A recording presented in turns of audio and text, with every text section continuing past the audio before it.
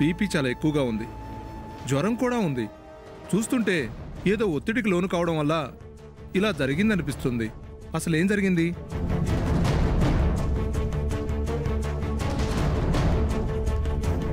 Doctor గారు, sir ఇందాక కొంచెం ఎమోషన్ అయ్యారు, అందుకే ఇలా జరిగింది. ఏంటండి ఇది? ఇలాంటి పరిస్థితి రాకుండా జాగ్రత్తగా చూసుకోమని మీతో చెప్పాను కదా. అరే, లాస్ట్ టైం నేను చెక్ చేసినప్పుడు చాలా వరకు రికవర్ అయ్యారు. ఏ ప్రాబ్లం లేదనుకున్నాను. మళ్ళీ పరిస్థితి మారింది.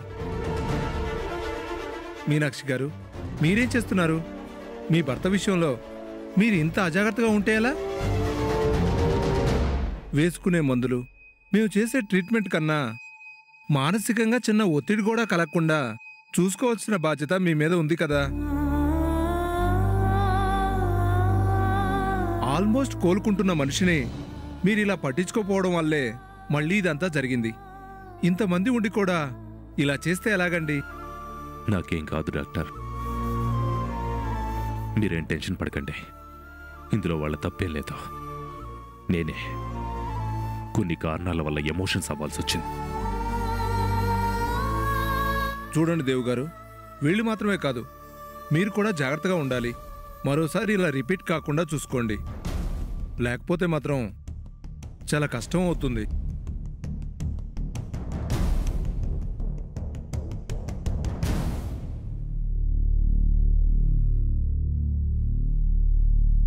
ఆల్రెడీ వాడుతున్న మందులతో పాటు వీటిని కూడా వాడండి. ఏదైనా అవసరమైతే నాకు కాల్ చేయండి. అలాగే సార్.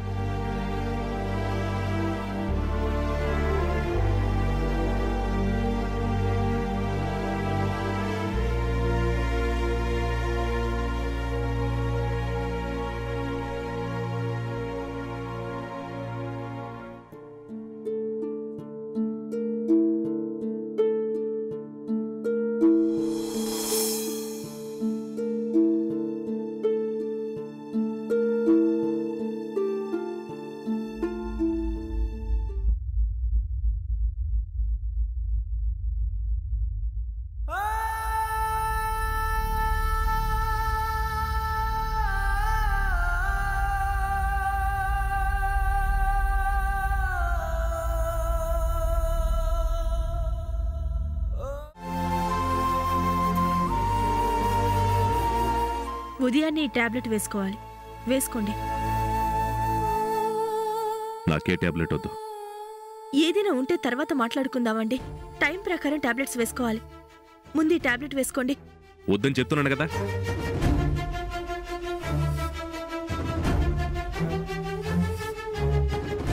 నువ్వు నాకు కాఫీ టాబ్లెట్ ఇవ్వాలన్నా, ఇంకేదైనా సేవ చేయాలన్నా ముందు నీ నిర్ణయం నాకు కావాలి.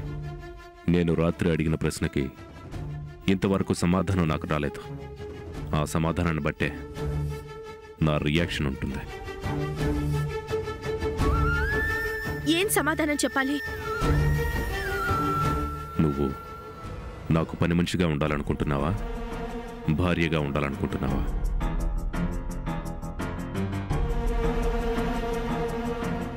ఇప్పుడు అవన్నీ మాట్లాడే పరిస్థితి కాదు. దయచేసి అలాంటి ఆలోచనలు పక్కన పెట్టి ప్రశాంతంగా ఉండండి. లేదు, నాకిప్పుడే సమాధానం కావాలి మీనాక్షి. మీ ఆరోగ్యం కుదుటపడి పూర్తిగా కోలుకునే వరకు నేను సమాధానం చెప్పలేను. నా ఆరోగ్యానికి నీ సమాధానానికి ముడిపెట్టద్దు. అసలు నేను కోలుకోవడం కూడా నీ సమాధానం మీద ఆధారపడి ఉంది. బాధ్యతతోనే సేవ చేస్తున్నానని చెప్పాను కదా. ఆ బాధ్యతకున్న అర్థం నాకు తెలియాలి. మన బంధానికి ఉన్న సంబంధం నాకీరోజే తెలియాలి.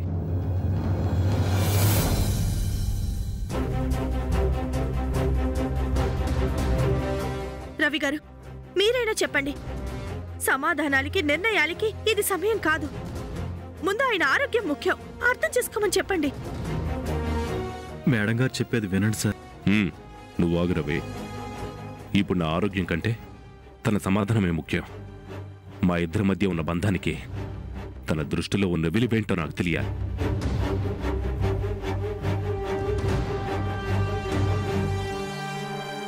చెప్పు, నిన్నెలా పిలవాలి? మీనాక్షిని పని మనిషిని పిలిచినట్టు పిలవాలా? మీనమ్మని ప్రేమగా నా భార్యని పిలిచినట్టు పిలవాలా? చెప్పు.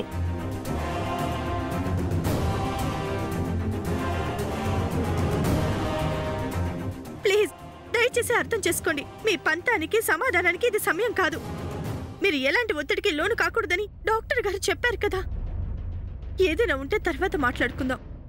అర్థం చేసుకోండి. అర్థం చేసుకోవాల్సింది నేను కాదు, నువ్వు. నాది పంతం కాదు, ఆవేదన. నా ఆవేదనకి, నా మనసులో ఉన్న ఆలోచనకి మధ్య జరుగుతున్న సంఘర్షణకి సమాధానం తెలియాల్సిన సమయం ఇది. సమాధానం తెలుసుకునే అవకాశం ఇప్పుడు పోతే ఇంకెప్పటికీ రాదని నాకు తెలుసు. జీవితంలో ఎప్పటికీ నువ్వు నాకు అవకాశం ఎప్పటికీ ఇవ్వని నాకు తెలుసు. చెప్పు, నువ్వు నాకు సేవలు చేసింది మాంగళ్యంతో ముడిపడిన బంధంతోనా, సాటి మనిషి అన్న జాలితోనా?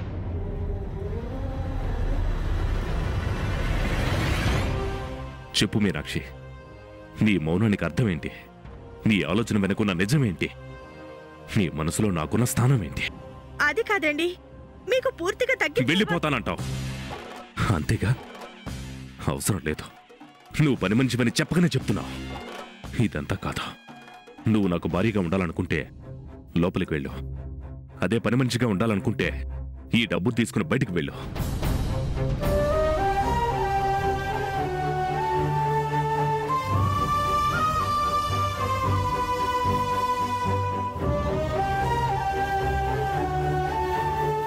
చూడు, నువ్వు పని మనిషిగా నాకు సేవలు చెయ్యాలనుకుంటే నాకు అవసరం లేదు. నీలాంటి వాళ్ళని 10 మందిని పెట్టుకుని నేను పని చేయించుకోగలను. చూడండి, మీ దగ్గర పని మనిషిగా ఉండాల్సిన అవసరం నాకు లేదు. అయినా నాకేమి గతి లేక రాలేదు. మీరున్న పరిస్థితుల్లో బాధ్యతతో వచ్చాను. ఆ బాధ్యతకి మీ దగ్గర విలువ లేదని, దానికి కూడా వెలకడతారని అర్థం చేసుకోలేకొచ్చాను. ఇప్పుడు అర్థమైంది కదా? డబ్బులు తీసుకుని వెళ్ళు.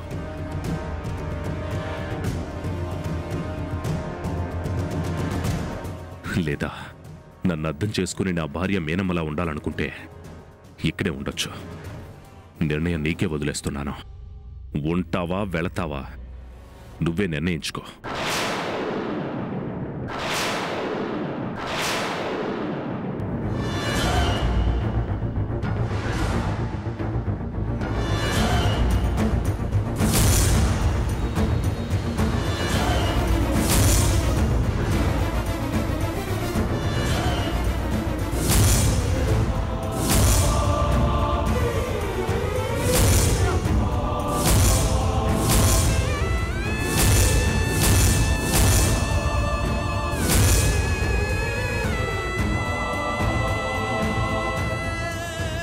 నా మీద నీకున్న బాధ్యత ఏంటి?